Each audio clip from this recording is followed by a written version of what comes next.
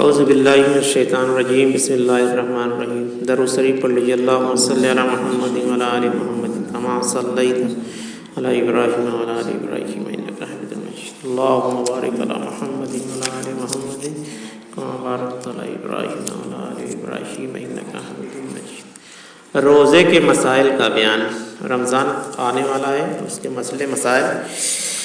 حدیث ابو ہریرہ رضی اللہ عنہ روایت کرتے ہیں کہ نبی کریم صلی اللہ علیہ وسلم نے فرمایا، جو اللہ کی راہ میں دو چیزیں خرچ کرے گا اسے فرشتے جنت کے دروازے سے بلائیں گے کہ اے اللہ کے بندے، یہ دروازہ اچھا ہے، اس لیے ادھر سے داخل ہو۔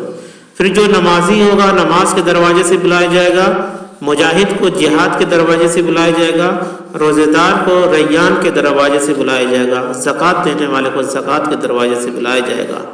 ابو بکر صدیق رضی اللہ عنہ نے یہ سن کر کہا، اے اللہ کے رسول صلی اللہ علیہ وآلہ وسلم، میرے ماں باپ آپ پر نچھاور یعنی قربان، جو لوگ ان دروازوں میں سے کسی ایک دروازے میں سے بلائے جائیں گے، ہمیں ان سے مطلب نہیں، آپ یہ بتائیں کہ کیا کوئی ایسا شخص بھی ہوگا جو ان تمام دروازوں سے بلایا جائے گا؟ آپ نے فرمایا، ہاں ایسے لوگ بھی ہوں گے اور مجھے امید ہے کہ تم بھی انہی میں ہو۔ فائدہ اس حدیث سے جہاں اور بہت سی ساری باتیں معلوم وہیں یہ بھی معلوم ہوا کہ دنیا میں بھی ابو بکر صدیق رضی اللہ عنہ کو جنتی ہونے کی بشارت دی گئی۔ اس سے ابو بکر صدیق رضی اللہ عنہ کو بہت بڑی فضیلت ثابت ہوتی ہے۔ تو آپ تو جانتے ہیں پہلے خلیفہ تھے آپ صلی اللہ علیہ وسلم کے بعد ابو بکر صدیق رضی اللہ عنہ، اور ان کا مرتبہ واقعی بہت بڑا ہے۔ ابو ہریرہ رضی اللہ عنہ روایت کرتے ہیں، نبی کریم صلی اللہ علیہ وسلم نے فرمایا، رمضان کا مہینہ آنے کے ساتھ ہی جنت کے دروازے کھول دیے جاتے ہیں۔ اس حدیث میں نبی کریم صلی اللہ علیہ وسلم کیول رمضان کہا ہے، اور اللہ نے قرآن میں سورہ بقرہ میں رمضان کا مہینہ کہا ہے۔ اس پرکار دونوں کی طرف سے کہنا جائز ہے۔ ابو عدی کی ایک ضعیف روایت میں ہے کہ کیول رمضان مت کہو، اس لیے کہ یہ اللہ کا نام ہے۔ امام رحمۃ اللہ اس حدیث کو رد کر کے اور باطل ثابت کر رہے ہیں۔ مطلب یہ ہے کہ آپ رمضان بھی کر سکتے ہیں اور رمضان کا مہینہ بھی کر سکتے ہیں، دونوں میں کوئی فرق دونوں کوئی فرق نہیں ہے اس بات سے۔ اگلی حدیث ہے ابو ہریرہ رضی اللہ عنہ سے روایت ہے کہ نبی کریم صلی اللہ علیہ وسلم نے فرمایا، رمضان کا مہینہ آنے کے ساتھ ہی جہنم کے دروازے بند اور آسمان کے تمام دروازے کھول دیے جاتے ہیں اور شیطانوں کو جنزیروں سے جکڑ دیا جاتا ہے۔ فائدہ اس سوال یہ اٹھتا ہے کہ جب شیطان کو جکڑ دیا جاتا ہے تو پھر بھی تو رمضان کے مہینوں میں برائیاں ہوتی ہیں۔ اس کا جواب یہ ہے کہ انسانوں کو گمراہ کرنے کی بہت ساری قوتیں یعنی طاقت اور ستر ہیں، ان میں کیول ایک ہی ذریعہ شیطان کو پابند کر دیا جاتا ہے، اور بھی بہت سے ذریعے ہیں۔ تو جو بڑا شیطان ہوتا ہے اس کو بند کر دیا جاتا ہے، مگر انسانوں میں بھی تو شیطان شکل اختیار کیے ہوئے ہیں، اور بہت سے ذرائع ہیں جن سے انسان غافل ہوتا ہے۔ انسان کا سب سے بڑا نفس اس کا شیطان ہے، اس کی خواہش ہے، تو اسی کے پاس ہمیشہ 24 گھنٹہ لگا رہتا ہے۔ تو اس کا مطلب یہ ہے کہ کبھی کبھی لوگ کہتے ہیں کہ شیطان بند ہے تو پھر ایسا غلط کام کاہیں ہو رہا ہے، تو اس کا جواب یہی ہے۔ عبداللہ ابن عمر رضی اللہ عنہ روایت کرتے ہیں کہ نبی کریم صلی اللہ علیہ وسلم نے فرمایا، جب رمضان کا چاند دیکھو تو روزہ رکھنا شروع کر دو، اور جب شوال کا دیکھو تو بند کر دو، اور اگر بدلی ہو جائے تو اندازے سے کام لو، یعنی 30 پورے کر لو۔ یحییٰ کو چھوڑ کر لوگوں نے امام لیث سے یوں روایت کیا ہے کہ مجھ سے عقیل اور یونس نے روایت کیا کہ رمضان کے چاند کے 30 دن پورے کر لو۔ فائدہ آپ صلی اللہ علیہ وسلم نے بڑے اسپشٹ یعنی صاف شبدوں میں فرما دیا کہ 30 کی گنتی پوری کر لو۔ آج کل لوگ 30 کی گنتی کو پوری نہ کرنے کے چکر میں بہت سارے ہیلے بہانے اور غلط خبروں کو جمع کر کے کرتے ہیں، جو نہایت غلط ہے۔ ابھی جب شب صبح کی بات ہو جائے، چاند نہ سمجھ میں آئے تو 30 پورا کر لو، یہ اس میں کوئی حرج کی بات نہیں ہے۔ ابو ہریرہ رضی اللہ عنہ روایت کرتے ہیں کہ نبی کریم صلی اللہ علیہ وسلم نے فرمایا، جس شخص نے شب قدر میں ایمان اور یقین کے ساتھ قیام کیا یعنی عبادت کی، اس کے اگلے گناہ بخش دیے جائیں گے، اور جس شخص نے ایمان اور یقین کے ساتھ رمضان کے روزے رکھے، ان کے اگلے گناہ بخش دیے جائیں گے۔ اور شب قدر کے آپ تو معلوم ہے آخری عشرے کی رات ہوتی ہے، یعنی 21، 23، 25، 27، 29۔ اس میں آپ شب قدر کو تلاش کیجیے جو 1000 مہینوں سے بہتر ہے، جو 1000 مہینوں سے بہتر ہے۔ اس لیے لوگ تھوڑا سا اس میں اور احتیاط کرتے ہیں، پورے 10 دن تلاش کرتے ہیں، کوئی بھی ہو جائے گی تو ملنا ہی ہے، تو بس اگر 10 دن کوئی محنت کر دے اور 1000 مہینوں کی عبادت کا ثواب مل جائے تو اس سے بڑا آفر کیا ہو سکتا ہے انسان کے لیے۔ وہیں پہ بات کہی گئی ہے۔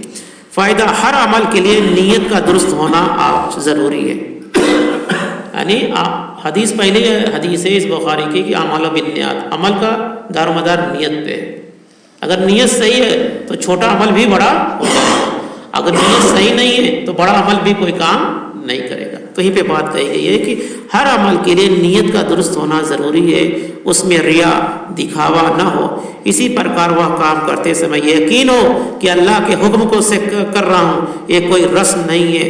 ہر عمل میں ان 2 چیزوں کا ہونا شرط ہے، ایک تو اللہ کا حکم اور ایک نیت صاف ہوگی، جو بھی کام ہم کر رہے ہیں صرف اللہ کے لیے کر رہے ہیں، اگر اس نیت کے ساتھ کریں گے، اس خلوص کے ساتھ کریں گے تو اللہ تعالیٰ آپ کی عبادت قبول کر لے گا۔